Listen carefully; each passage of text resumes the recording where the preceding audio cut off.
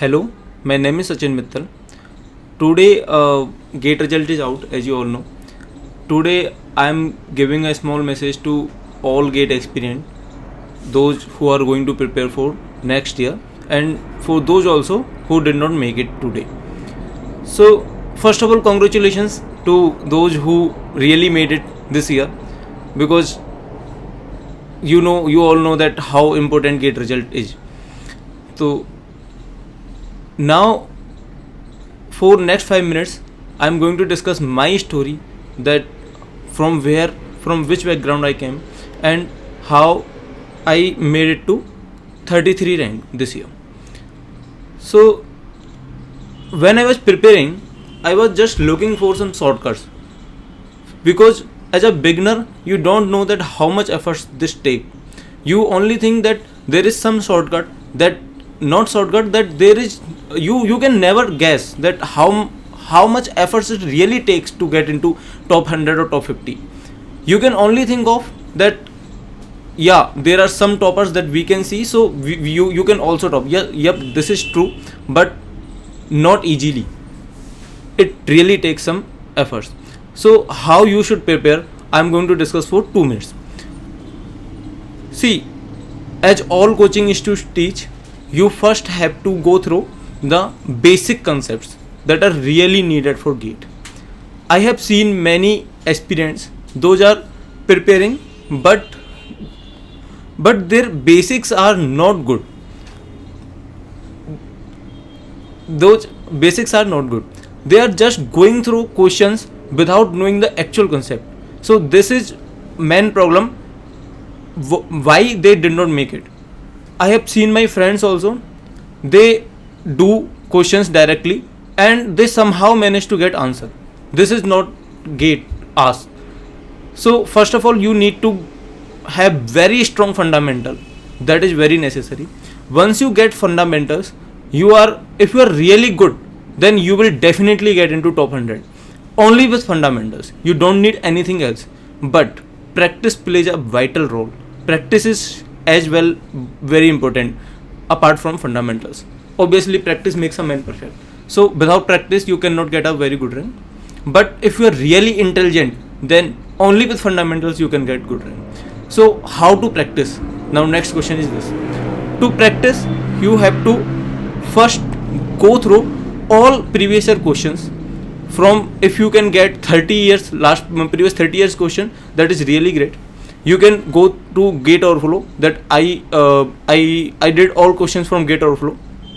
That is really good website for doing previous year questions. And apart from questions, it contains best solution of, you can also answer there. It is really cool website, you can go through there. So basics plus previous year questions, these two combinations are the only key. I'm again emphasizing, are the only key to get into top 50 or even top 10. Now to get into top 1, to get AIR 1, what to do? To get AIR 1, I feel why I did not make it to AIR 1, because I did not practice enough. See, I also know all concepts that AIR 1 of this year knows. I'm sure. So 1-2 concept that I may not know, and 1-2 concept he or she may not know. So it is not about concepts that we don't know. It is about practice and that paper temperament. When you are an exam threater, so you have to be cool, and if you have done enough practice, your test series and all combination. So if you have done enough practice, then you can easily get AIR 1 also. There is no hi-fi formula or no anything that you may not know. Simple thing is basics plus your previous year question. If you get time, then you can also solve test series. This test series really help you to get managed time in GATE exam. If you have done 10 test papers, then there is no need to do more test papers. It's like your bicycle. If you are riding a bicycle, then if you know how to ride a bicycle, then there is no need to practice again and again. You already know how to ride a bicycle. So this same happens with test series. If you know that how to manage the time of 3 years, 3 hours, then and 65 questions in 3 hours, then you know that how to manage the time. Then do not need to solve many test papers. I have seen many of my friends, they are just doing test paper repeatedly and repeatedly. This should not be the case. You do at max to max 10 test papers. These are more than enough, I'm truly speaking. But you have to be very good with your fundamentals, and you do all previous year question if possible, then twice. So that was all about that how you should prepare. Now in next 5 minutes I'm going to have a detailed discussion that how you should really go through all subjects. So let's take each subject one by one, and let's discuss each topic of these particular subject. So if you start with any subject, you can start with any subject. There is no particular rule. I have seen people who are saying that you should start with mathematics. If you are starting with mathematics, then it is good, but it's not necessary. You can start with any subject. Let's start with let me discuss with computer networks. In computer networks, you first have to, computer networks is actually, all subjects are really easy. So if I talk about particularly computer networks, then in computer networks you see 2-3 layers at max: data link layer, network layer, and transport layer.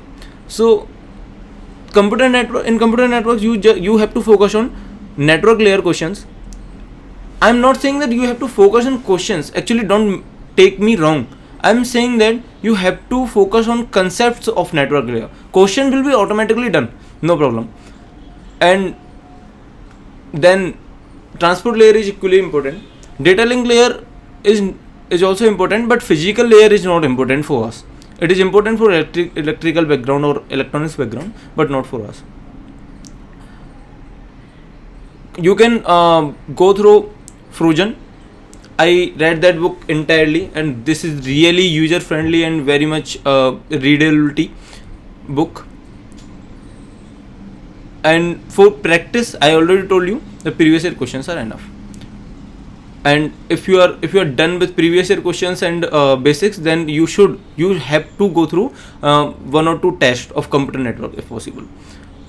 Operating system memory management is very interesting and very good. People take it so heavy that it is tough, but it is not. Once you know the actual concept, I have seen many of students though who do not really know that what virtual memory is.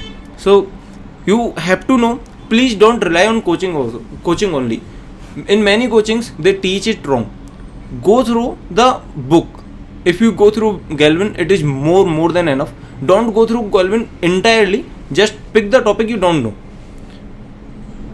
If you know memory management in operating system, then you have already covered 70% of operating system, and it will give you much confidence. Now apart from that, disk scheduling, one question in after every 2-3 years is always there from disk scheduling.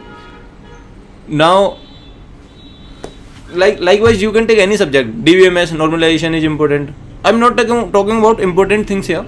I'm just saying that if you know these topics, then you are in confidence. So do hard work, but with smartness. Now take any subject, any other subject. Theory of computation. Just know how to draw DFA. If you know how to draw DFA, then your intuitive thinking will be so much increased that you can also draw any machine, like push down and automata or Turing machine, anything. And for Turing machine, I have seen many coaching notes and many things that they do not tell it so good. They just, I don't know that how they teach, and every of my friend was afraid of that recursive enumerable language on these kind of things. So just have a patience and don't rely on coaching only. Go through Peter Lynch. That is really book. Or if you can go through, then Hopcroft is also good. Now you can take any other. I will tell you in detail in one more video, or I will write a blog for that. So no problem about it. Good luck to all of you and have a bright future. You can always contact me if you have any query, or Himanshu sir, anyone. Thank you so much.